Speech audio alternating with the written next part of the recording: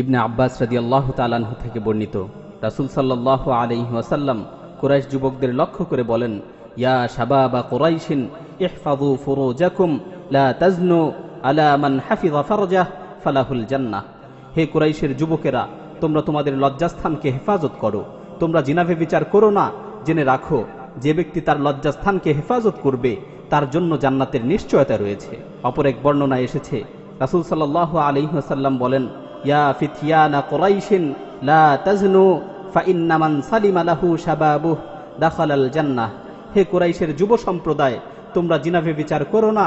যে ব্যক্তি তার যৌবনকে হেফাজত করবে, যে ব্যক্তি তার যৌবনকে হেফাজত করবে সে জান্নাতে প্রবেশ করবে। সহিহ বুখারীতে বর্ণিত হয়েছে, রাসূল সাল্লাল্লাহু আলাইহি ওয়াসাল্লাম বলেন, মান ইয়াযমানু লি মা বাইনা লিহইয়াইহি ওয়া মা বাইনা রিজলাইহি তাযাম্মানতু লাহু বিল জান্নাহ। যে ব্যক্তি আমাকে দুই চোয়ালের মাঝে অবস্থিত জিহ্বা ও দুই উরুর মাঝে অবস্থিত লজ্জাস্থানকে হেফাজতের নিশ্চয়তা দিবে, আমি তাকে জান্নাতে প্রবেশের নিশ্চয়তা দিব।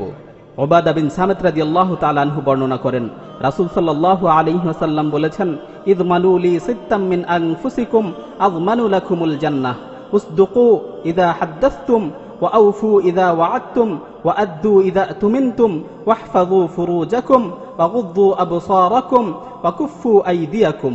রাসূল সাল্লাল্লাহু আলাইহি ওয়াসাল্লাম বলেন, তোমরা আমাকে 6টি জিনিসের ব্যাপারে নিশ্চয়তা দাও, আমি তোমাদেরকে জান্নাতে প্রবেশের ব্যাপারে নিশ্চয়তা দিব। সেই 6টি বিষয় হচ্ছে, তোমরা যখন কথা বলো তখন সত্য কথা বলবে, তোমরা যখন কোনো বিষয়ে ওয়াদা করো, তোমরা যখন কোনো বিষয়ে অঙ্গীকারাবদ্ধ হও তখন অঙ্গীকারকে পূর্ণ করবে, তোমাদের কাছে যখন আমানত রাখা হয় তখন আমানতকে ঠিক মতো আদায় করবে, তোমরা তোমাদের লজ্জাস্থানকে হেফাজত করবে, তোমরা তোমাদের দৃষ্টিকে সংযত রাখবে এবং অন্যায় কাজ থেকে তোমাদের হাতকে বিরত রাখবে।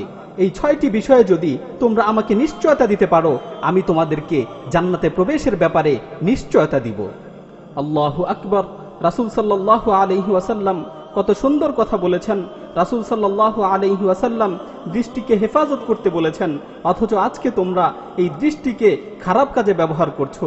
সারাদিন দুচোখ দিয়ে অশ্লীল জিনিস দেখছো, ওই চোখ দিয়ে জিনা করছো যে চোখ দুটি তোমাকে আল্লাহ তাআলা দিয়েছেন, ওই হাত দিয়ে জিনা করছো যে সুন্দর হাত দুটি তোমাকে আল্লাহ তাআলা দিয়েছেন, ওই পা দিয়ে জিনা করছো আল্লাহ তাআলা যে পায়ের উপর ভর করে তোমাকে চলার শক্তি দিয়েছেন। হে মানুষ, যিনি তোমাকে দৃষ্টি শক্তি দিয়ে সুন্দর এই পৃথিবীকে দেখার সুযোগ করে দিলেন, যিনি তোমাকে হাত দিয়ে ধরার ক্ষমতা দিলেন, যিনি তোমাকে পায়ের উপর ভর করে চলার শক্তি দিলেন, এটাই কি তার প্রতিদান? আল্লাহ তাআলা কি এজন্যই তোমাকে এত উত্তম আকৃতিতে সৃষ্টি করেছেন? যেই স্রষ্টা মায়ের গর্ভ থেকে আজ পর্যন্ত তোমার রিজিকের ব্যবস্থা করে আসছেন, এটাই কি সেই মহান প্রতিপালকের প্রতিদান? হে মানুষ, তুমি কি এভাবেই আল্লাহর অনুগ্রহকে অস্বীকার করলে? হে মানুষ, কে তোমাকে চলার ক্ষমতা দিয়েছেন? কে তোমাকে ধরার ক্ষমতা দিয়েছেন? কে তোমাকে শোনার ক্ষমতা দিয়েছেন? কে তোমাকে দৃষ্টি শক্তি দিয়েছেন? কে তোমার শিরায় উপশিরায় রক্তগুলোকে সঞ্চালন করছেন? সুতরাং যিনি তোমার সকল চাহিদা পূরণ করেছেন, যিনি তোমার সব কিছুর ব্যবস্থা করেছেন, সেই মহান প্রতিপালক আল্লাহর আনুগত্য করো, নিজের প্রবৃত্তির অনুসরণ করো না, নিজের খেয়াল খুশির আনুগত্য করো না। আল্লাহ তাআলা পবিত্র কালামে মাজিদে বলেন, লা তাকরাবুজ জিনা ইন্নাহু কানা ফাহিশাতান ওয়া সাআ সাবিলা। তোমরা জিনা ব্যভিচারের ধারে কাছেও যেও না, নিশ্চয়ই জিনা হচ্ছে অশ্লীল কাজ ও মন্দ পথ। হে যুব সম্প্রদায়, যেই জিনিসগুলোর মাধ্যমে মানুষ জিনা ব্যভিচারের দিকে ধাবিত হয়, তোমরা সেগুলো থেকেও বিরত থাকো। রাসূল সাল্লাল্লাহু আলাইহি ওয়াসাল্লাম বলেন, জিনাল আইনি আন নাযার ওয়া জিনাল ইয়াদি আল লামস ওয়া জিনার রিজলি আল মাশ। চোখের জিনা হচ্ছে দৃষ্টি দেয়া, হাতের জিনা হচ্ছে স্পর্শ করা, পায়ের জিনা হচ্ছে জিনার দিকে অগ্রসর হওয়া, জিনার দিকে ধাবিত হওয়া। আজকে আমাদের দ্বারা চোখ, কান ও হাত পায়ের জিনাই বেশি হয়ে থাকে, সুতরাং এগুলো থেকেও আমাদের বেঁচে থাকতে হবে। হে আল্লাহ, আমাদের যৌবনকে হেফাজত করার শক্তি দাও, যৌবনের শ্রেষ্ঠ সময়গুলোকে তোমার দ্বীনের পথে ব্যয় করার তৌফিক দাও। হে আল্লাহ, আমাদের হাতগুলো যাতে এমন কাজেই ব্যবহৃত হয় যে কাজগুলোকে তুমি পছন্দ করো।